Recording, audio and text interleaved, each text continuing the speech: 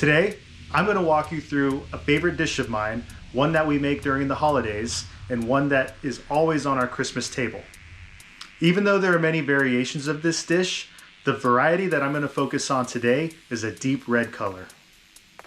This deep red color comes from the addition of chilies to the broth. Soft, white kernels of hominy add a slightly sweet complexity to each bite. This dish is topped with crunchy cabbage, lime juice, and sliced red radishes. Though today, we flavor this soup with beef bones and savory slices of pork, the violent origins of this dish likely come from an ancient Aztec cannibalistic ritual. The dish I'm referring to is a Mexican favorite, Pozole Rojo.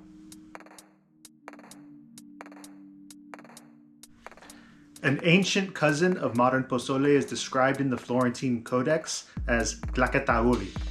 It was served in a small bowl, or a cajete, with its corn and its broth.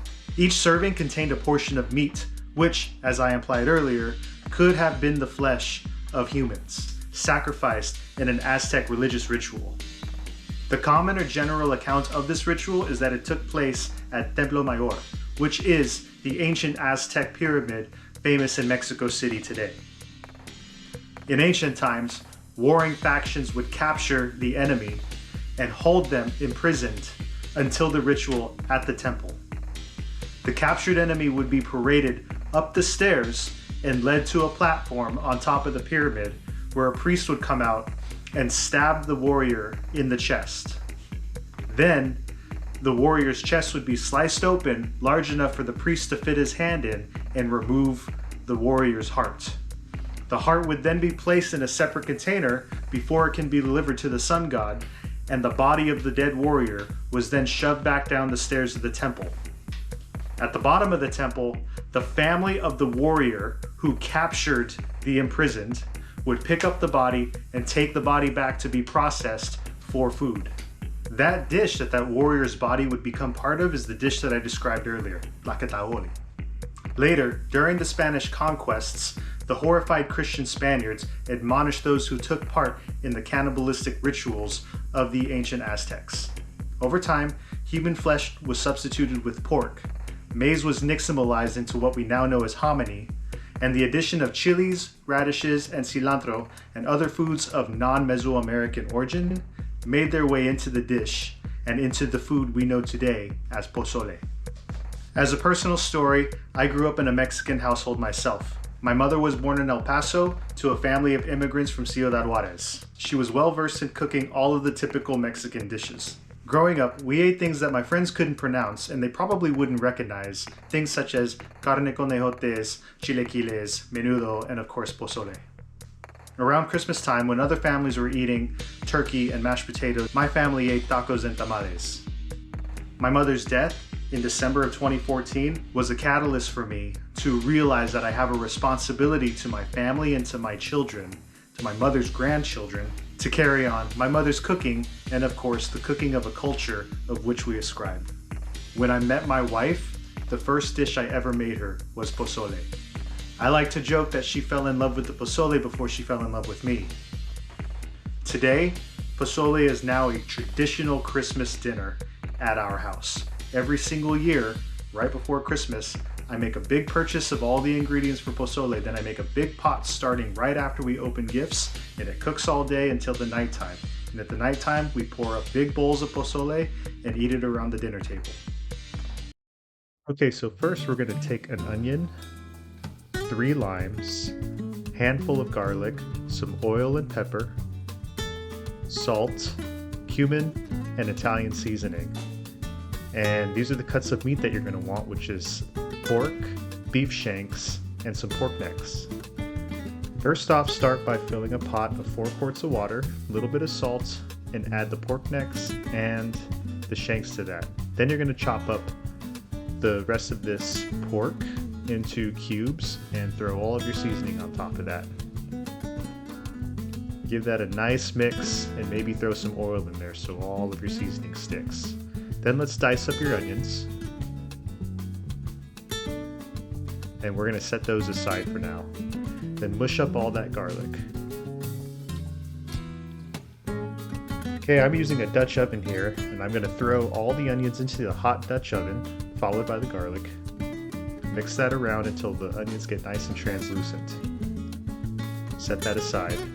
Then we put our meat back into the hot Dutch oven, and we'll let that brown and cook for a little bit. In the meantime, let's get all the seeds out of these chilies.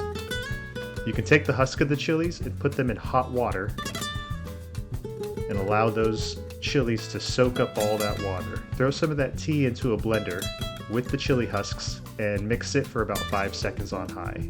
Then we have to strain all this husk material out of the chilies.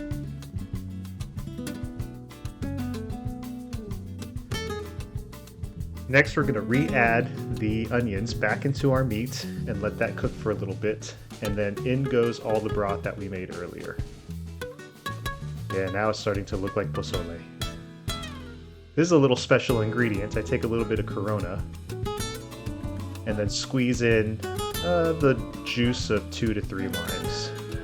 Let's throw that in the oven for a couple of hours, and in the meantime, we're going to rinse all of our hominy. While we're doing that, let's cut up all the veggies that we're going to use for our toppings later on. Get those cut nice and fine.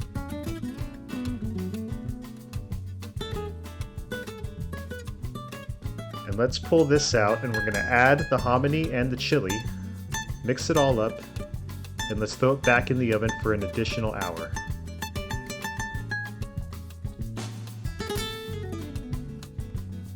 Look at that deep, rich red color. Let's place some of this in the bowl, and I'm using a white bowl so that the color kind of pops there. You don't want to overfill it because then you won't have room for your toppings. And there's your completed bowl of pozole. As I stated before, there are different variations of pozole depending on which region of Mexico it's from. For example, in Michoacan, there is green pozole, which is turned green by the addition of dried pepper leaves in the soup. White pozole is from the state of Mexico, which surrounds Mexico City. White pozole is probably closer in looks and in taste to the ancient tlacataoli. Then of course, red pozole, which we're describing here in great detail, comes from Jalisco. Deep red chilies are what give this particular type of pozole its deep red color. One particular ingredient in the pozole that may have changed over time is the hominy. Now, hominy as we know it has probably been around for a lot longer than what we know. Hominy is produced by curing corn or maize with an alkali in a process called nixtamalization. The cured corn can have an either white or yellowish appearance, and it creates kind of a gelatinous film that helps bind the proteins of the corn together. Nixtamalized corn can then be eaten as is, or it can be further processed into other foods such as tortillas. In ancient times, the curing of the corn may have involved mixing corn kernels with wood ash, boiling the corn, removing the husks, and then rinsing the corn that's left over after the curing process.